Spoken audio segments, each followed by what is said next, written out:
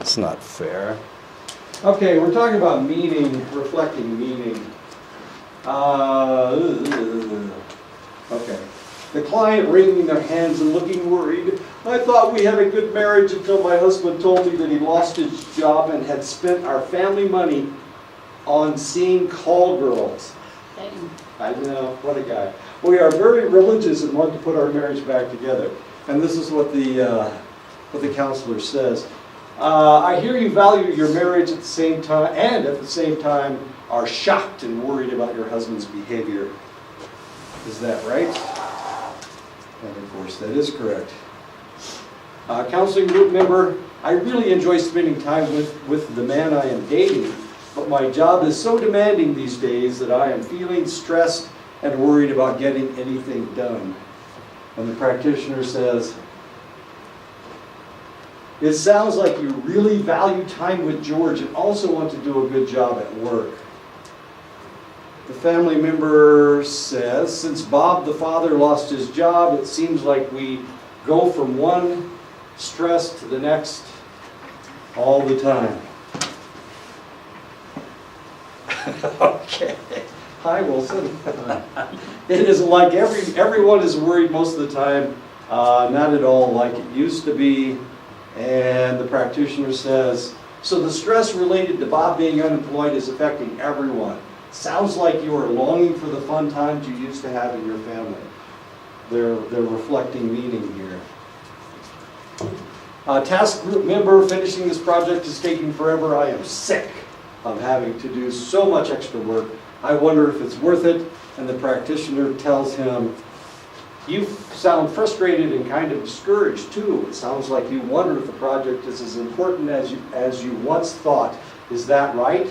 And then he pauses and says, how are the rest of you feeling? Talking to the rest of the group, of course. When developing a relationship is important to deal directly with diversity variables. Sorry. For many clients, having a worldview similar to that of the practitioner is more important than differences in age, differences in ethnicity, differences in race, in gender, in sexual orientation, in education, and physical differences. So you need to understand the worldview of your client. You can't counsel them unless you understand where they're coming from. And that is more important than the fact that there's a difference between age, there's a difference between you, your ethnicity, your race, your gender, your sexual orientation. All of that stuff is secondary to the fact that you understand their worldview. You understand where they're coming from. Language can prove to be a barrier even when the practitioner and the client speak the same language. One of you may speak in slang. Remember I told you before that swearing during a session may be the way that they express themselves.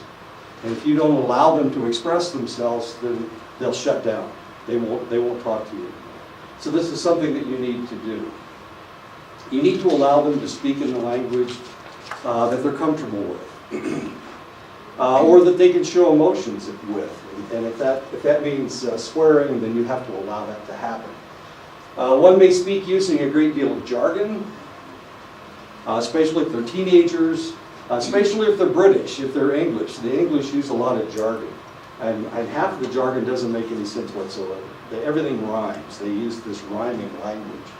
The client may be from a region that the practitioner is not familiar with. They may be from this section of the country, and you're from, well, of course you're from here. Okay. Anyway, they may be from a section of the country where they use a lot of different meanings for different words. People from the South use a lot of slang. People from the South overpronounce their vowels. People from the Northeast use very insulting terms from time to time. So these are things that you need to be aware of and to be ready for. Now potentially, of course, they will speak the same language that you do, but there's always a possibility that if somebody's from another part of the country, that they will use a different verbiage than you do. Different generations may use the same words and phrases differently. You know, I use the word groovy all the time. You guys probably don't use groovy at all. It's just not a word that you use. So people from different generations, of course, may use words differently.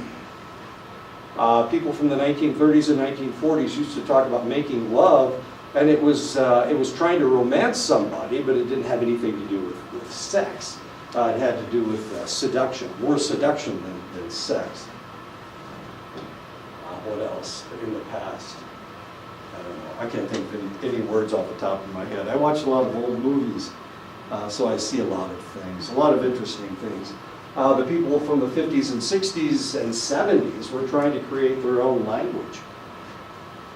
So the hippies of that era, of course, used words a little bit differently than other people. Of course, most of those people have evolved. They no longer speak in that verbiage. But if you watch an old movie from the 60s or 70s, you may hear a lot of really strange words. And you're going, what are they saying? It is important to express empathy in cases where the client is from a different ethnic group, if they're of a different age than you are, if they're a different gender, of course, their religion is different from yours, and they have different physical abilities. You know, I had to look at this picture like 3 times before I noticed she was missing a leg. Conveying that you completely understand how they feel is rarely accurate and hardly useful. The reality is that you don't understand how they're feeling because, well, you don't know yet. Maybe eventually, of course, you'll figure out how they're feeling, but if you say that you understand how they're feeling, despite the fact that you've lost somebody and they've lost somebody, therefore you assume that they feel the same way that you felt, is completely erroneous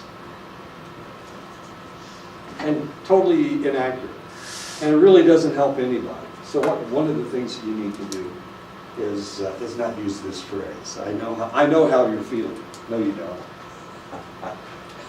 And that's your job, is to find out how they're actually feeling.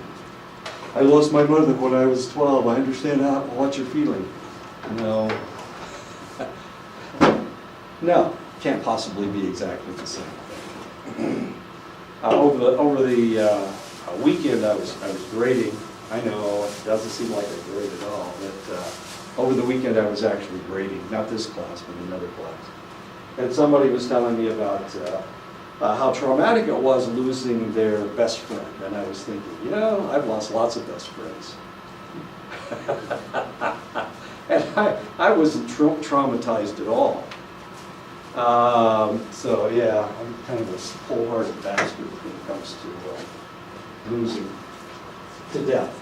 Yeah, there's something wrong with me. Obviously, there's something wrong with me. So the reality is that you feel one thing and they feel something else, and you don't know if it's the same or not. Even in a situation like this where there is a proscribed feeling or there is a proscribed reaction to things, they may be less traditional than you are, more traditional than you are. You never know. You just never know. And they may have been told something else by their family. The assumption that all the traditions on the reservation are exactly the same is obviously incorrect, because people are getting different information from their grandparents, depending on how traditional their grandparents were, whether they went to boarding school, you know, the whole thing. Your goal to understanding how the client feels, what they experienced, and what meaning that experience had for them, your goal is to understand how the client feels. Okay, so you need to start from a point of, well, I understand how you're feeling. You can't start from that point. You have to start from a point of zero information.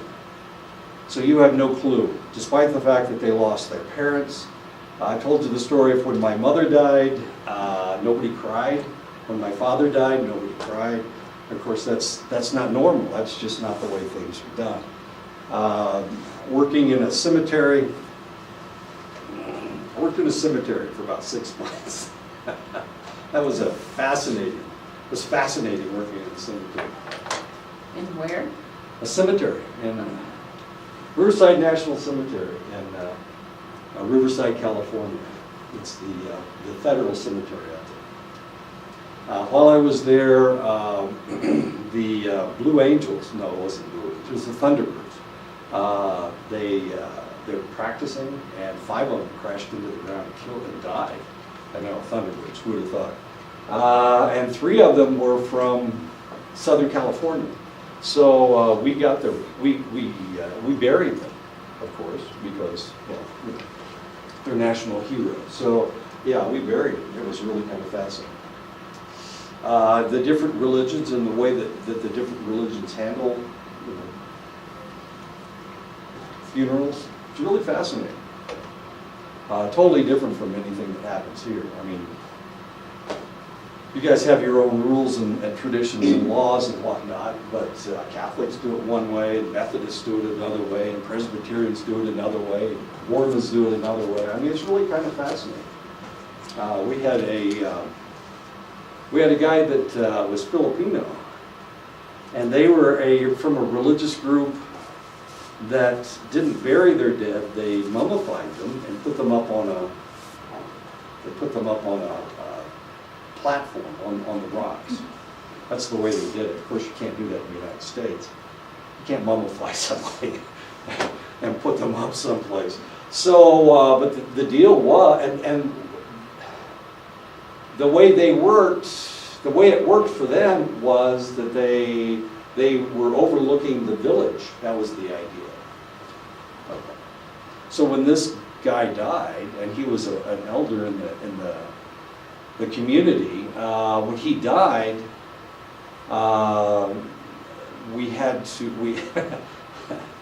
they didn't mummify him, but they also didn't. Yes, they did. They fixed his body, but they didn't mummify him. What they did, they put him in a casket. But the deal was that normally we lowered the casket into the ground before. It's too dangerous for all those people to be around while you're lowering the casket into the ground. So this is a federal cemetery. So nobody's allowed to watch us put the body into the ground. But in this case, we had to allow the wife to watch because that was part of their religion. As confusing as that was. She's the only one that I ever saw. You know, here we are, we're burying all these people. I buried 35 people in one day, you know, lowering all these caskets and whatnot. But with this case, there was actually a civilian there while we were lowering the casket into the ground. There's trucks all over the place, and there's backhoes and whatnot, and you really don't want all these people walking around, you'll back over them, you know, knock them into a grave or something. Anyway. And what are we talking about this? Oh, we're talking about different experiences, okay, and different feelings. Okay, empathic understanding increases the client's sense of of being understood. Oh, so I was talking, or one of my students was talking about all this trauma that had been created. My grandfather died, you know, my mother died, you know, that kind of stuff. I can remember the day she died. And I was thinking, yeah, I remember the day my mother died too, but we didn't really react emotionally to it because she didn't want us to, for one thing. But that's the way my family handles things. So my family's completely different than everybody else's. We don't really get emotional about things like that. Is that important? Well, it's important to my family, so we just don't get emotional about things. Oh, as a matter of fact, when I taught up at Fort Belknap, I had a bunch of colleagues. I was there for 10 years. One of them died this weekend, hit by she was in a car wreck, and it killed her. And one of my other colleagues was emailing. I don't really go into Facebook anymore, but she communicated with my wife and told her that Annette had died in an automobile accident, and she was totally devastated, and she felt lost. You know, that's what she said about one of my colleagues, and I was thinking, I don't feel lost. There's no, you know, I'm sorry that she died, but she's gone, and that's the way it works. Empathic understanding increases the client's sense of being understood. It takes considerable courage to openly discuss concerns with strangers, of course, and that's what you're trying to make her do. You're trying to make the individual discuss very important things as far as she's concerned with strangers. and that's the end of chapter 8. So I am ahead. I want everybody to know that I'm ahead. So if anybody asks you, I'm ahead. And I told you last week that I was going to, we're going to talk about online counseling and whether online counseling works. So over the weekend, that's exactly what I did. I looked up articles dealing with online counseling. And this one is from APA. This is actually from the American Psychological Association. So if the APA doesn't like it, then of course, I haven't even put it up yet, so you don't have copies of it. I just put it together last night. As a matter of fact, I finished it this morning about 12:15. So,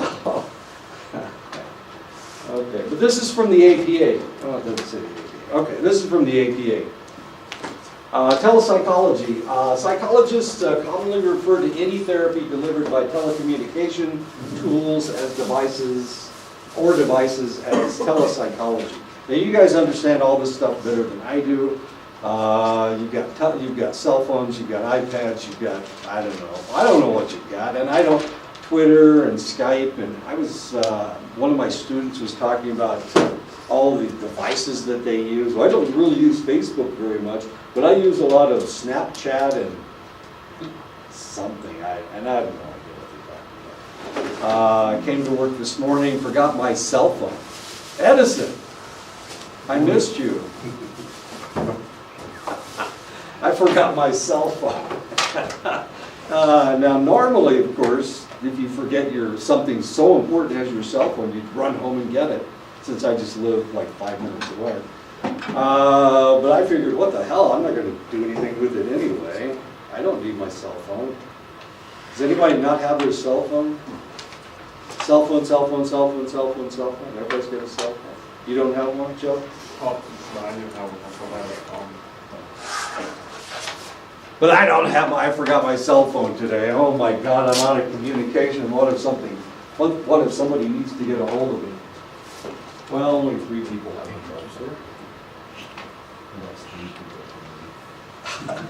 No, my wife's got it.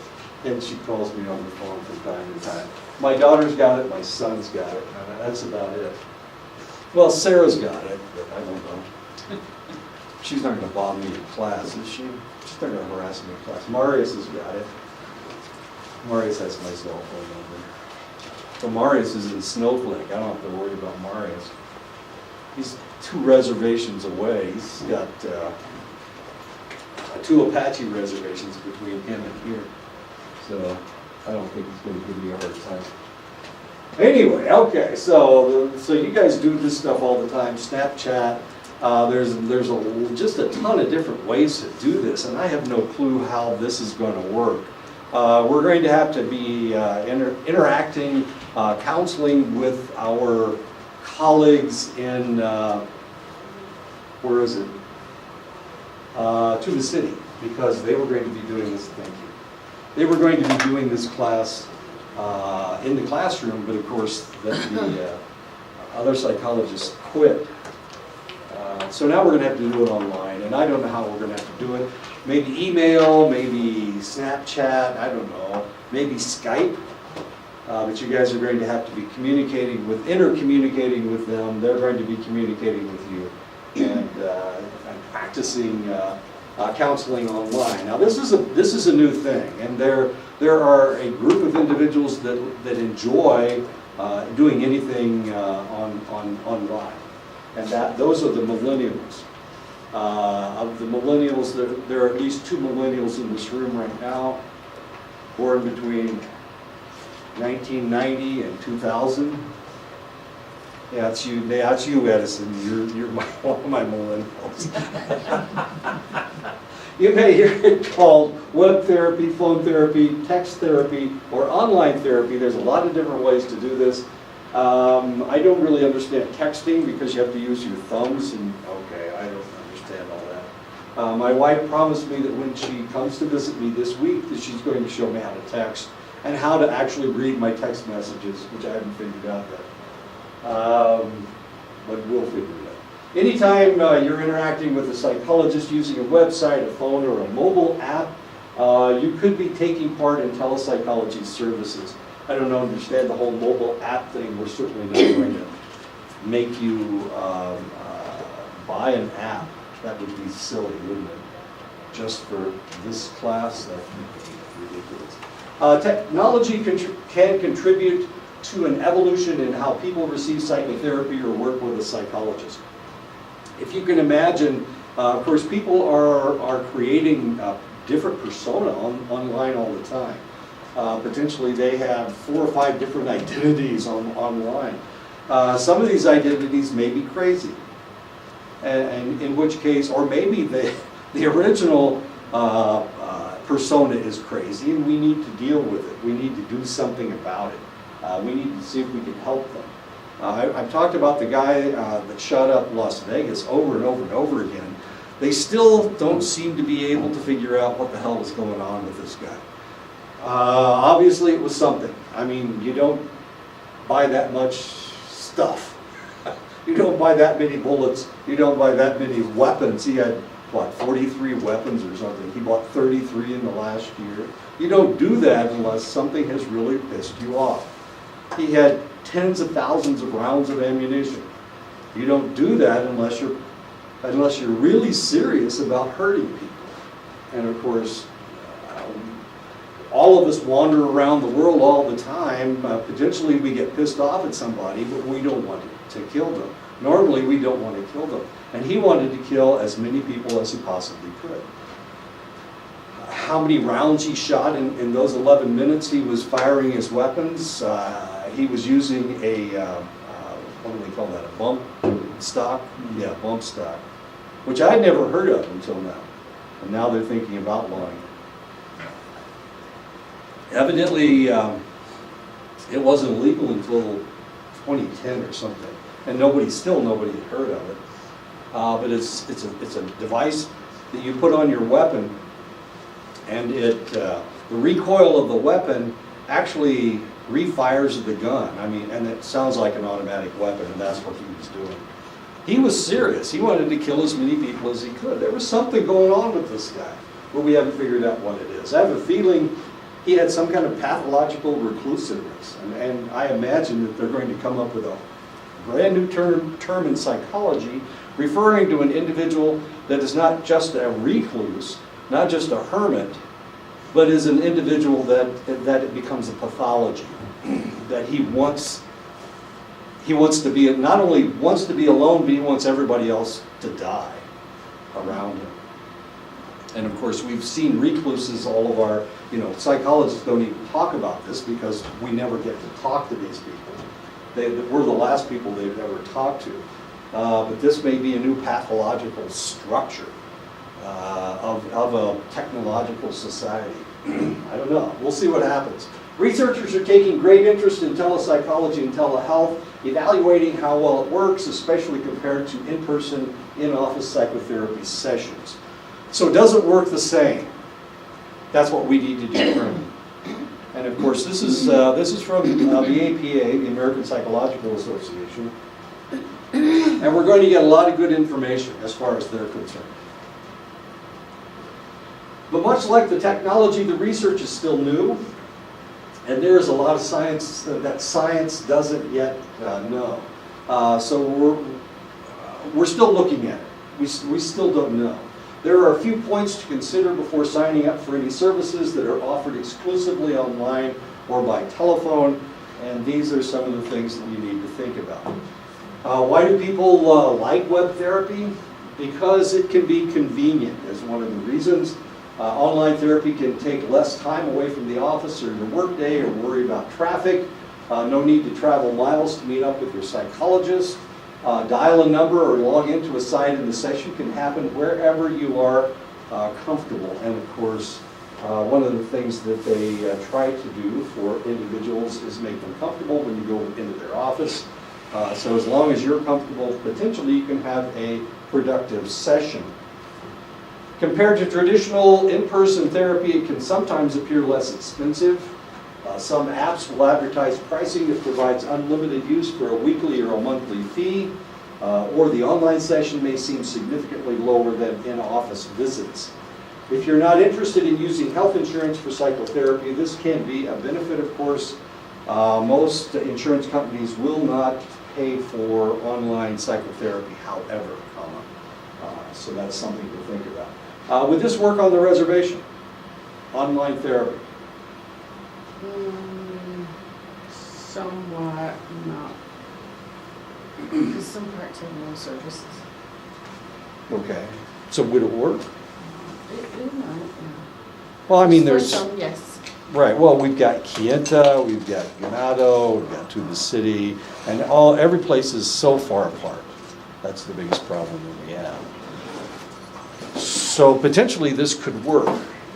What could, of course, they're primarily talking about big city person. Oh, I don't want to drive, you know, traffic is too bad. Well, probably traffic's not going to be that bad here on the reservation, but you are going to have to travel a distance. I don't like to go to Chinle, no offense to Chinle, of course. It's a lovely town. I just don't like to go to Chinle. I don't like to go to Gallup either. I'd much rather go to Albuquerque, which doesn't make any sense whatsoever because the food in Albuquerque is poison. Every time I eat in Albuquerque, I get sick. Maybe it's me.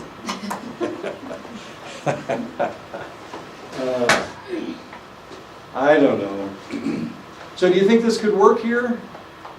I think it will. You know, we'll save maybe gas money for the clients. There you go. Transportation. Sure. You know. We have a problem. It's not just a problem on this reservation, it's a problem on just about every reservation. Everybody knows everybody else, there's family involved. Here we've got clans that are involved. Jealousy is huge, it's just gigantic. And so the assumption that, well, confidentiality is a question, potentially. So I don't know if it could work or not. And that would be the only reason, because of people think, well, as a matter of fact, I had a friend that called me one night. He was, he'd just been arrested. And he assumed I was going to tell everybody. I didn't tell anybody because, well, who the hell am I going to tell for one thing? But, so, you know, he assumed I was going to tell everybody, and I didn't. You know, that was just his assumption. So the next day when I saw him, or the next time I saw him, actually it wasn't the next day, the next time I saw him, he just assumed I had told everybody, and so he acted like everybody knew, but of course nobody had a clue since I didn't tell anybody. What's wrong with me? I don't gossip. I don't have anybody to gossip to. But you know, that's one of the assumptions, is that if one person knows, everybody knows. I don't know if it worked or not. Online communication is very comfortable for many people, especially younger adults or those who use technology often. More people are using email, webinars, and text messaging to communicate, and they can seem more comfortable or easier than talking to someone in person, especially when revealing personal or private information. Of course, we have a generation that is used to creating new identities online, and potentially they could do this, they could use this in the same manner, giving the counselor erroneous information as to who they are. So anyway, they could do this. I'm not exactly sure why they would do that. But you know, we have some really interesting people out there. It can provide access to those who can't get to an office. In some rural communities, like this one, the neuropsychologist may be an hour or two drive away. And of course, that is the way it is here. I'm not exactly sure if they have counselors at every IHS facility or not. I would imagine they don't. Some people with chronic illnesses or disabilities may not be able to drive or easily able to leave their home. In these situations, web or telephone-based therapy may be their only option for help. And of course, that would be nice. The individual The fattest lady in the world just died. She weighed 1,300 pounds. She just died. Of course, how in the world would she couldn't even get out of bed, so how in the world could she ever do therapy? And that was one of the complaints that they had. I think she lived in England, if I'm not mistaken. Anyway, she was 1,300 pounds, is pretty damn big, if you think about it. Yeah, okay. She filled up a king-size bed. I mean, filled it up. She was huge. She was Egyptian. She was Egyptian. No, she was Egyptian. I remember reading that. Okay. The research hasn't yet shown that standalone therapy online or via texting is effective for everyone in every situation. And this may be correct. It may not work for me because I forgot my cell phone today, and that doesn't bother me even a little bit. I don't know how to get a text message, so my counselor would text message me something, and of course I don't even have a clue.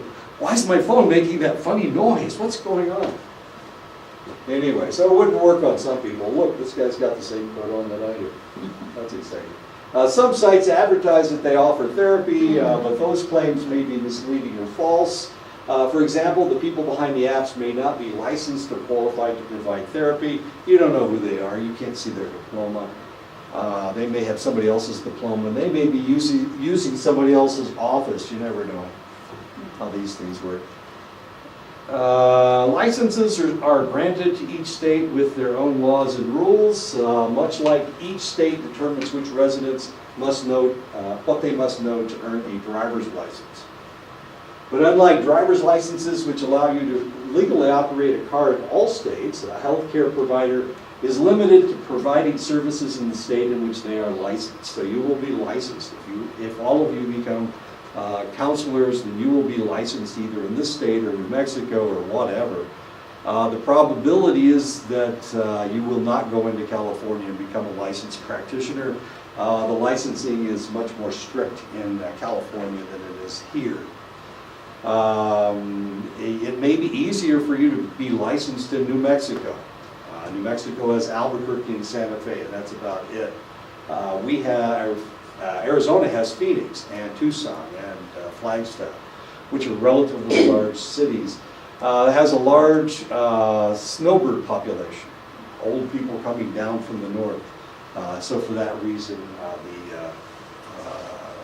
the licensing may be a little bit more strict. Maybe a little bit more strict.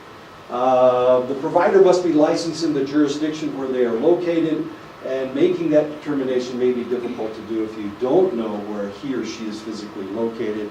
And of course, that's a problem. Whenever you get online, it may be somebody in New York, or maybe somebody in the woods of Wisconsin. You just never know.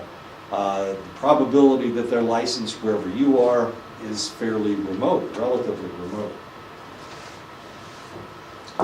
Psychotherapy works in part because psychologists ensure that clients have a safe, private space to share deeply personal and sometimes difficult stories, thoughts, or emotions.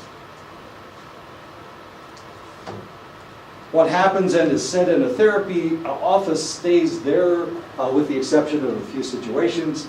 The site or the app you use should at a minimum be HIPAA compliant and have the ability to verify your identity and your therapist's identity. And of course, this is a problem because we do create different identities online. So how do they know that you are who you say you are? Another problem is that if federal employees are being counseled, this information is federal. The fact that they are seeking counseling is something that most people want to know. CIA, members of the CIA, for example, or the FBI. We don't want any crazy FBI agents going berserk and blasting away on people. Anyway, it has to be HIPAA compliant. It's very important. Many insurance companies cover the treatment of mental health and substance abuse disorders, but online therapy or web therapy services are often not covered by reimbursable by most insurance providers. And of course, this is something else that is really quite important if you can't afford your own therapy. Okay, let's talk about some of the research that they've done. This is internet-based versus face-to-face cognitive behavioral intervention for depression. One of the things we're going to be talking about is cognitive behavioral therapy. Almost always they will almost exclusively use cognitive behavioral therapy. Cognitive behavioral therapy is really kind of interesting. One of the reasons that they use it is because it's quick, it's relatively accurate, they go right to the problem, and they give you homework to do in order to fix your problems. There's two different types of CBT. One follows Beck and the other one follows Ellis, which is just fascinating to me. Ellis, of course, got into all kinds of trouble. Because Ellis was kind of an arrogant person. Albert Ellis, he was a psychologist out of Pittsburgh. He got in trouble with the APA because he was having sex with his clients. And what he was doing, especially if they had a sexual problem, he was doing things like saying, well, you're an attractive person, people will want to have sex with you. And then he did. He had sex with his clients. And of course, he was using it as a therapy technique, but the APA looked negatively on things like that. So Albert Ellis, for the longest time, you didn't talk about Albert Ellis, despite the fact that he came up with all this CBT stuff. He's the first one to use it. He's a little bit more directive. He likes to tell people, he would tell people, this is your problem and it's wrong and you need to change it. That's what he would do. Beck, on the other hand, would say, this is your problem. Now let's see if we can fix it. So the two there's a little bit of a difference between the two. Ellis fixed people a lot faster, but of course Beck was a little bit kinder to his clients. You know, Ellis was good at shaking his finger at his clients. Okay, so we're going to use CBT. So that's exactly what's happening. We're looking at depression here. There were a total of 62 participants suffering from depression, randomly assigned to the therapist-supported internet-based intervention group. There were 32 in that group. In the face-to-face intervention group, there were 30. So there was about the same number in each group. The 8-week interventions were based on cognitive behavioral therapy principles, of course, and the intention to treat analysis yielded no significant difference between group difference between the online and face-to-face group for any of the pre to post-treatment measurements. This is from the APA website, so we know that this is relatively accurate. At post-treatment, both treatment conditions reveal significant symptom changes compared to before the intervention. So as far as depression is concerned, it works, according to this study. Now, I'm going to show you other studies that say exactly the same thing. First, I'm not going to show you any studies that say it doesn't work. This is from the APA website. APA says that internet-based therapy actually does work. This is depression. The next one has to do with panic disorder. A total of 113 consecutive patients were randomly assigned to 10 weeks of either guided internet-delivered CBT, 53 of them, or to a group CBT section. That there were 60 in that group. After treatment and at a 6-month follow-up, patients were again assessed by the psychiatrist blind to treatment condition. And this is what he found. They found no statistically significant difference between the two treatment group conditions using a mixed models approach to account for missing data. Group CBT utilized considerably more therapist time than did internet CBT. So there is something positive about doing therapy online. It takes less time for the therapist. And that's what they discovered. And they also discovered that there is no difference between the two types of therapy, whether you use CBT online or whether you use CBT in a group situation. So once again, dealing with panic disorder, we found that they were very, very similar. Okay. This is from another website. This is not from the APA. This is from another website. 2 new studies suggest online therapy may be effective for treating mental health issues. Online therapy is increasingly popular, particularly among people who live in rural areas and cannot easily get to a therapist's office or who are concerned about the costs of in-person therapy. We keep talking about rural. It's really kind of interesting because when we're dealing with all this therapy and whatnot, one of the things that we notice is that most of the people that they're talking about are urban people, individuals who get stuck in traffic. Well, we're not going to get stuck in traffic in Chinle unless we slow down for the school, of course. At the school, it's the only time you get stuck in traffic in Chinle. I'm guessing it's the same way in Kiyenta. I'm guessing it's the same way in Tuba City. I've been on that roundabout in Ganado, and I've gone around a couple times, not realizing where I was supposed to turn off.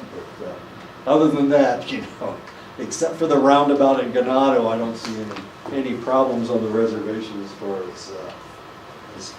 as traffic jams are concerned. So people in cities don't have a clue what it looks like out here. I mean, they have no clue whatsoever. But of course, if we want to go buy if we want to go get a hamburger someplace, we have to drive, 28 miles to Chinle from here? Isn't it 28 miles to Chinle? Yeah, 20 miles. 28 miles. Would somebody in a city drive 28 miles to get a hamburger? Hell no. No. They couldn't walk outside their door or call somebody on the phone and get them to deliver it for them. They wouldn't do it. New technology may pose some concerns about the security of online therapy. It continues to be an issue, but research suggests that benefits may be significant as far as that's concerned. This is virtual reality, and I'm not exactly sure how that works. Don't you plug your telephone into it? Isn't that what that is? The first study published in the Canadian Medical Association Journal reviewed studies of online cognitive behavioral therapy conducted between 2000 and 2012. So they're looking at online therapy for 12 years. Now what they determined was, I'm going to tell you what CBT is. Cognitive behavioral therapy is a widely used and well-researched form of therapy, with most studies saying in-person forms of this treatment are highly effective. So we know that it works because we know that it works in the counselor's office. We know that works. CBT focuses on reducing negative thoughts, thereby changing behavior and alleviating symptoms. This is CBT. The situation occurs, we have these negative thoughts that occur, it creates emotions, and of course then we react to those emotions that have been created by the thoughts that we've created. So what CBT tries to do, it tries to change your thought processes. Instead of overreacting to things, it teaches you to react properly, or to have positive feelings about things. That's what CBT is all about. Doesn't deal with the past, doesn't deal with, it just deals with a thought pattern. And of course, that's what Albert Ellis was saying. Albert Ellis is really a fascinating guy. He came up with this whole therapy because he was a short little guy who had diabetes. And he had a hard time finding a girlfriend because he was a short, ugly little guy. So what he did, he decided that he's going to fix himself, by golly. So he decided that every day he was going to go to the park and he was going to ask one woman. See, the problem is men think that they can't find anybody that really likes them, so they never try. And he decided, well, that's not right. The more you try, the more likely you're going to be successful. So that's what he did. He went to the park every day, and he forced himself to ask the most attractive woman in the park every day if to go out with him. And he got shot down 99 times. And on the 100th time, the woman actually accepted his proposal and married him, actually, as much fun as that is. So he decided he'd come up with a whole therapy technique based on changing your thought processes, changing all these negative ideas you have about yourself. Anyway, that's CBT. It's a lot of fun and it works. I like Ellis better than Beck. Ellis shakes his finger a lot, tells people how stupid they are, which I think is really kind of cool. It's kind of like Dr. Phil on his television show. He always tells people how stupid they are. Isn't that the way it works? This is incorrect. You need to change this. Yeah, he uses, not only does he use CBT, he also uses Ellis. Most of the studies track participants for a relatively short period of time after undergoing therapy, ranging from 8 weeks to about 2 years. And of course, this was looking at 12 years of research. Researchers found online CBT could effectively reduce symptoms of depression and other mental health issues. In some cases, online CBT was even more effective than traditional in-person therapy. So this actually works. We know that it works according to the APA. Most online CBT sessions focused on short-term goals and symptom relief. And actually that's what they're trying to do. They're trying to fix your feelings right now. We need to change your thought processes and change your feelings, whatever's going on with you right now. If this is something negative that's happening, we need to fix it. We need to fix it right now so that it isn't a recurring thing. One of the problems that we have in psychology is that people ruminate on things. They think about them over and over and over and over again. And then now all of a sudden they can't go to sleep at night. They're staying up all night thinking about this. I was talking to somebody this weekend, and that's exactly what they were talking about. Well, I couldn't get any sleep, and I just keep thinking about the same thing over and over. Well, your problem is, of course, I didn't fix anybody. I wasn't doing any online therapy this weekend, but their biggest problem was the fact that, damn it, they just keep thinking about this. Stop thinking about it. What do we need to do? We need to think more positively about something that's going to happen. What happened with my daughter this weekend, she had a mediation for her custody of her son with her significant other. And this guy claimed that he was going to, not only was he going to take the child away from my daughter, but she was never see him again, all of this stuff. She was going to make him, he was going to make her do this and this and this and this. She wasn't going to leave Florida, and by God, she'd never. He's making all these demands, and of course, she's an emotionally abused individual, and so she believed everything that he said. Because, I don't know, she's tough every other place. I don't understand why she's a wimp when it comes to this jackass. I can call him a jackass. I think I can legally call him a jackass. So luckily this weekend, they went into mediation, and there was a mediator there. So it wasn't just his lawyer, it wasn't just her lawyer. The session started with him going, this isn't going to work. So they separated them, put them in 2 different rooms with their lawyers, and the mediator kept going back and forth between the 2 of them. And eventually everything turned out great, turned out really well. Except that I'm going to not have my grandson all Christmas. I guess he's going down on the 22nd. Of course, I'm going to, whenever I get out of here, I need to leave as soon as I can, so I can go home and see my grandson. But he has to fly out on the 23rd, and then he's going to be there until the 2nd. He flies back on the 2nd of January, and then they start school on the 3rd, so I don't have anybody to play with. My wife's no fun at all. She never wants to do anything. She never plays football. We invented this game called porch hockey, where we have a net at each end of the porch, and we take slap shots at each other. It's a great game. He wins every time. I haven't figured that one out. He keeps bouncing it against my ankle, and I don't want to hit him, of course. So I have to try to shoot around him without hitting him. Anyway, he wins almost every time. My wife won't play porch hockey. I don't know.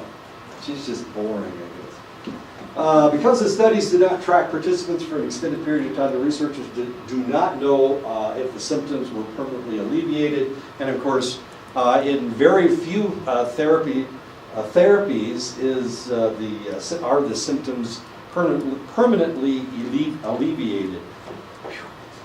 The team that conducted the analysis cautions that some human connection is lost with online therapy, but they also say the evidence supporting online therapy's effectiveness is significant.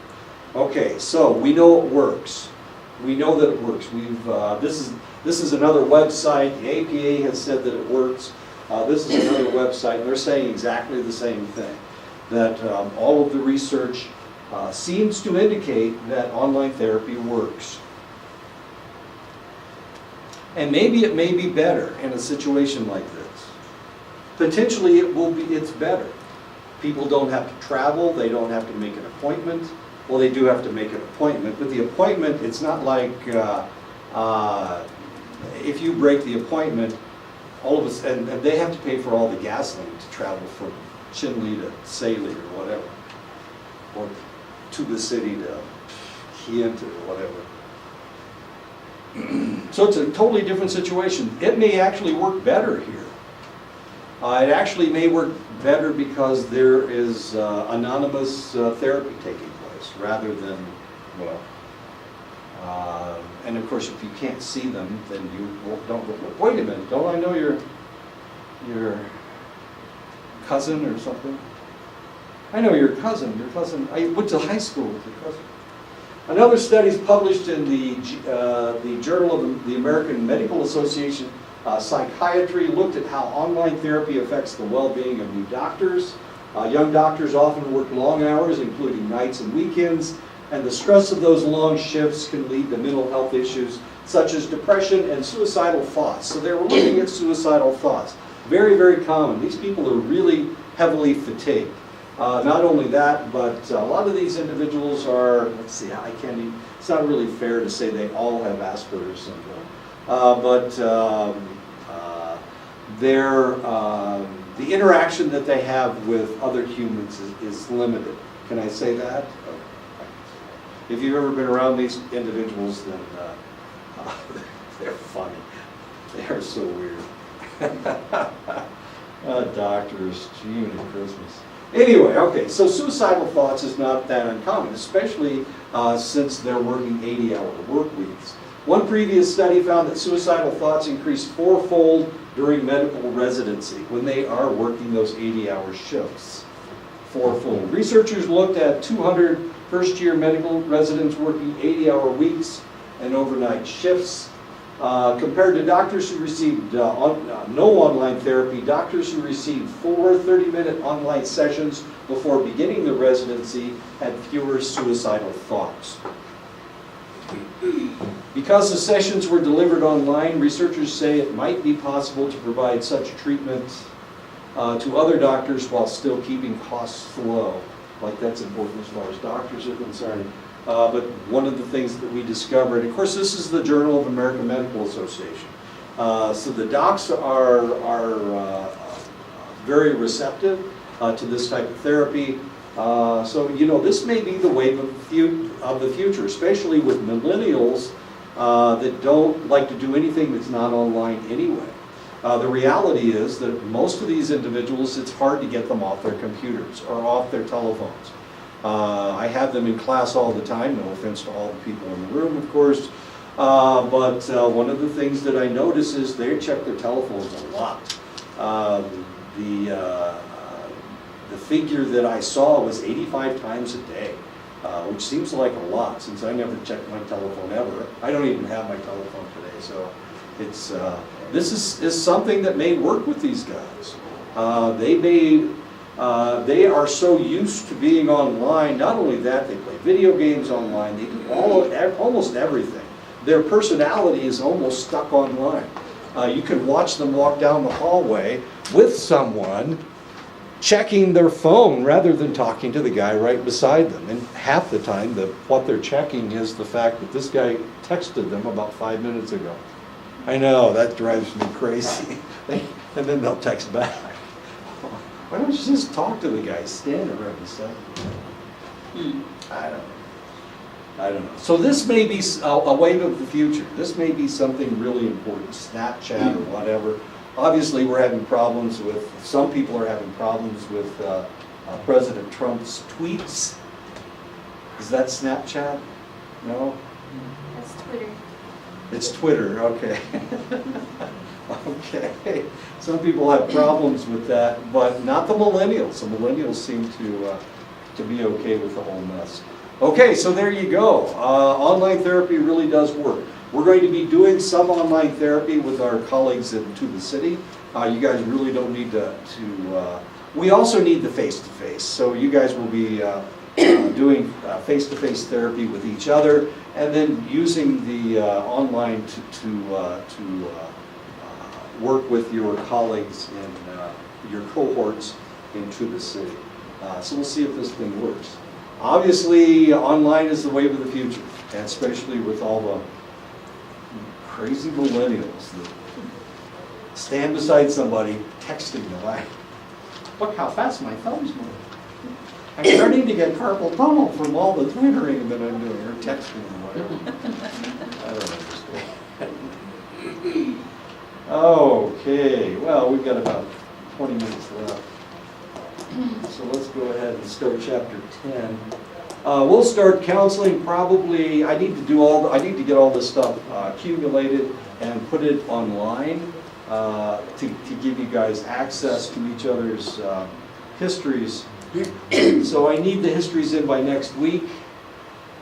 If I can get them in by next week, that would be great. We'll try to start sometime next week. How's that? Okay, so if you haven't finished your history, Edison turned his in the other day and haven't done a jack squat with it, I'm sorry.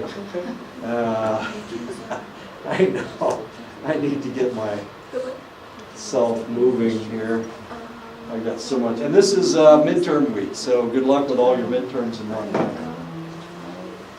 There is no midterm in here. There's a chapter test after every chapter. And we're on chapter 10. I know I'm way ahead, so you guys can tell all your friends how far ahead I am. I'm sure that's what you tweet or Twitter or something, I don't know, or text or Snapchat or whatever. He's ahead, oh my goodness. What's wrong with him? He's so far ahead. Something's going on. Okay, what is this chapter about? Oh, developing a deeper understanding.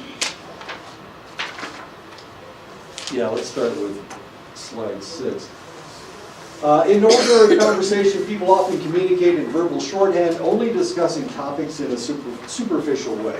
And when you're talking to your friends, or even when I'm talking to my wife, sometimes we stay away from talking about in depth. We certainly don't want to whine about how lonely we are all the time. It wouldn't do anybody any good. I'm guessing. So we rarely ask for more information. Normally you don't do that. If I did that with my wife, she'd probably punch me in the face the next time she saw me. We assume that people use words the same way that we do, and that, of course, isn't always true.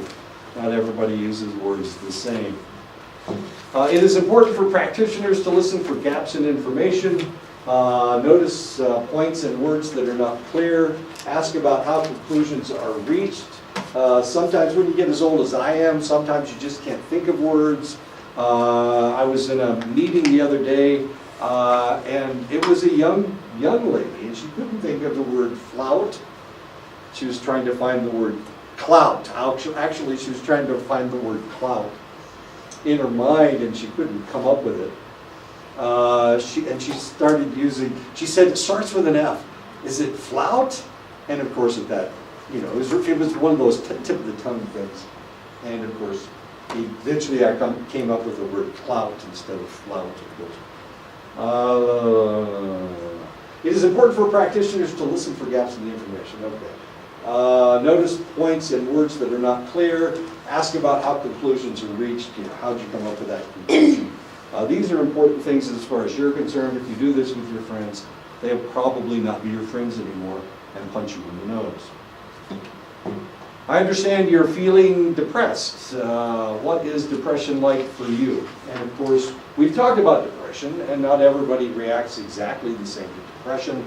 One of the things that happen with people that are depressed is that they fight it.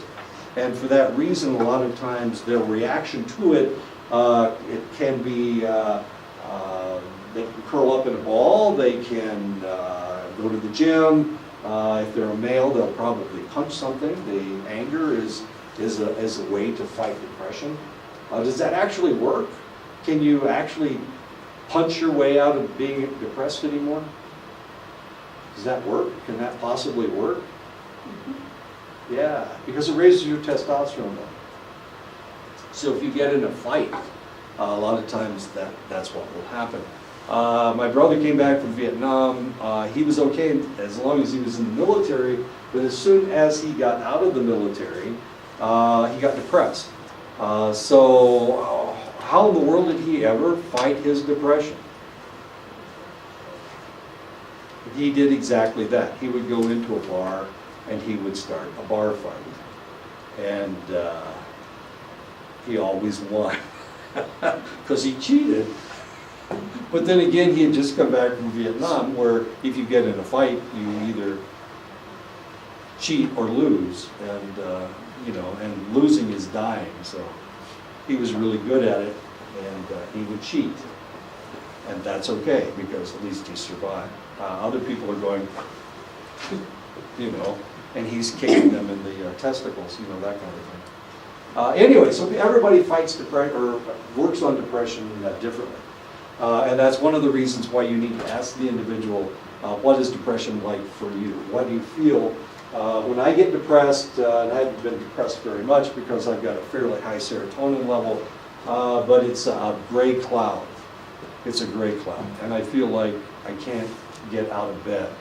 I have been depressed in the past, and it's because of a medication I was taking. I was taking ibuprofen.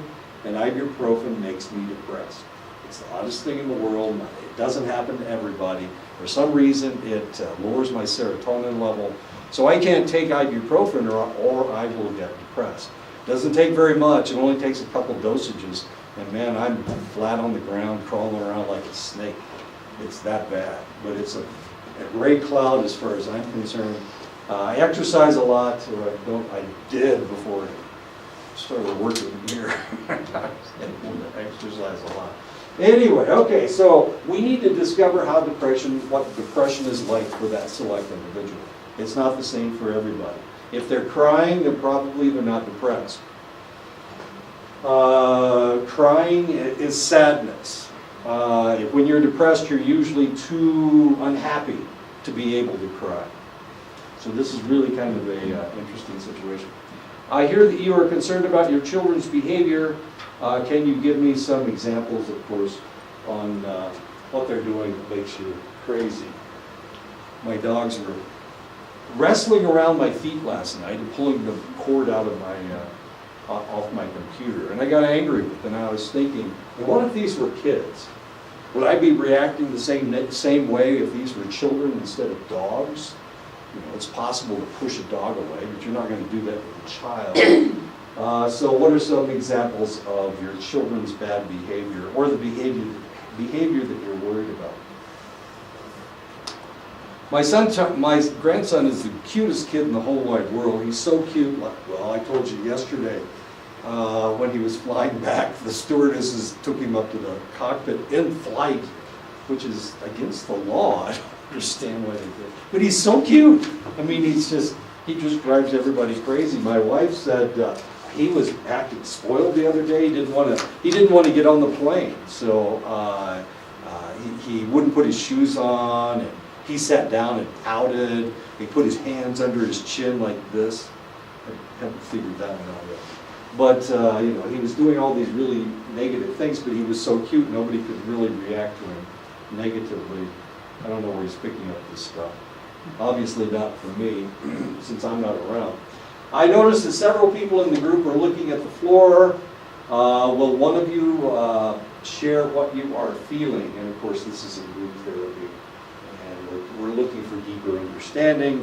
as to why they're all looking away.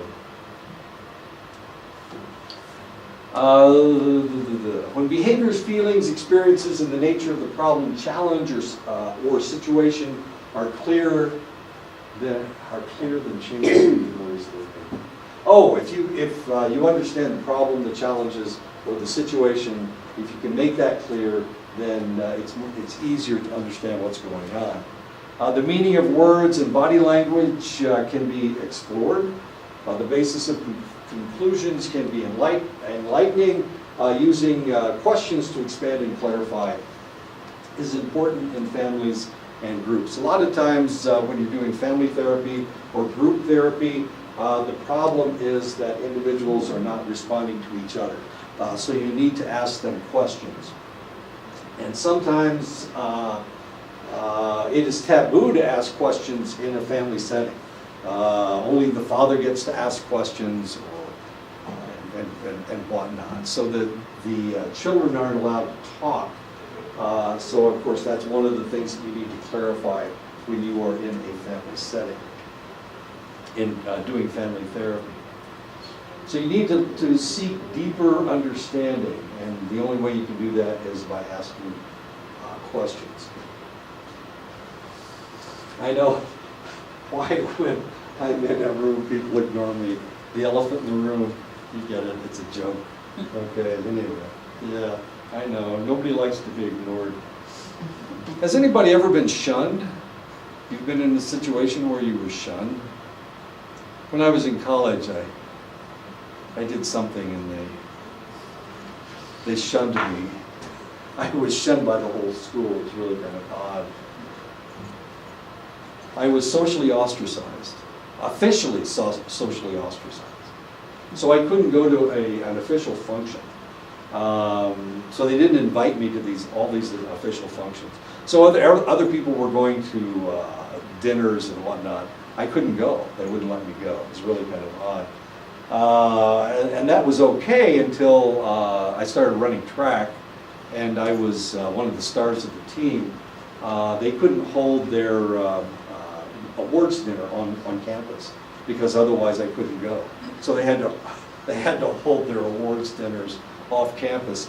And of course I was a star for 4 years, so for 4 years they had to hold the awards dinner off campus. Really kind of weird.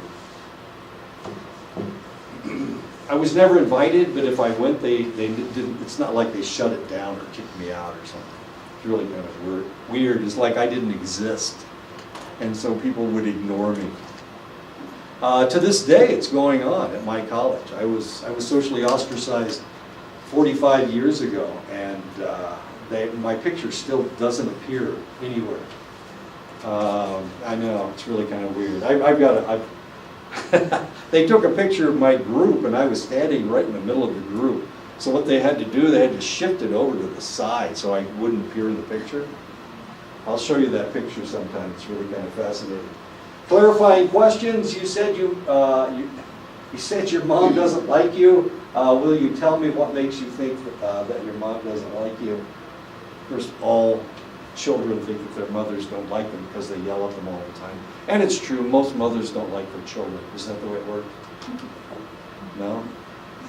Am I incorrect here? Okay. I don't think others care about finishing what they started. Will you tell me what is happening that makes you think that other people don't care? Okay. I know my husband doesn't love me. Will you give me some examples of his behavior that leads you to feel that way? And of course, whoops. Cool picture.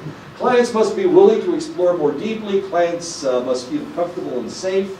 It can be useful for the practitioner to ask about the client's hesitancy to share, but the practitioner should not push clients to share. They will share when they're ready to share. So you shouldn't harangue them. The problem is that the more you push, the more likely they won't come back for their next session. So you need to be delicate as far as this is concerned. You want them to share, you need to get them to share, but you can't force them to share. Gaining further information may help in establishing a trusting relationship. And this is one of the problems with therapy. A lot of times you're dealing with topics or issues that are painful for your client. So they are not willing to get into these topics right away. You need to give them the opportunity to tell you when they're ready to give you this information. But you know that you're looking for it. So every session you need to guide them a little bit closer to disclosing this information. Does all that make sense? Okay. Silence may be useful in encouraging clients to explore further. And this, of course, this is a really serious problem that white people have. White people don't like what they refer to as pregnant silences. That's not, doesn't have anything to do with pregnancy, of course, but it has to do with the fact that silence has so much more meaning. And of course, they're trying to fill all the silence with air. I told you the story about a friend of mine. He was doing research down here, and he was talking to one of your elders, and the guy was, he would ask him a question, and he would sit there for 5 minutes before he answered him. And of course, this is a Jewish guy from New York City, and he's not used to just sitting in a silent room. And he was, of course, filling in the time, the silence by talking. And he said, why are you hesitating to talk to me? And he said, Jeff, your questions are so good that I have to think about it. I don't want to give you the wrong answer, so I have to think about it. And by golly, he just shut Jeff down that quick. And after that, Jeff was willing to allow silence, whereas before, Jeff was a little bit impatient, of course. But silence is a good thing. Silence can be a good thing, and it means that there's good information coming. Silence allows time for processing, of course. I like to think before I talk. It's one of the reasons I don't say as much as I probably should. Feelings may be experienced more deeply during silent periods.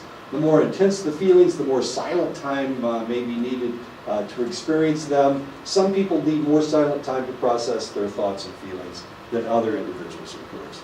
And of course, this is one of the things that you need to be aware of. In this population, of course, there may be a lot of silence. There may be a lot more silence than if you were dealing with Jewish people in New York City, for example. They do not do not shut up. That is one of the problems. Why don't we stop right here? We'll pick this up next time.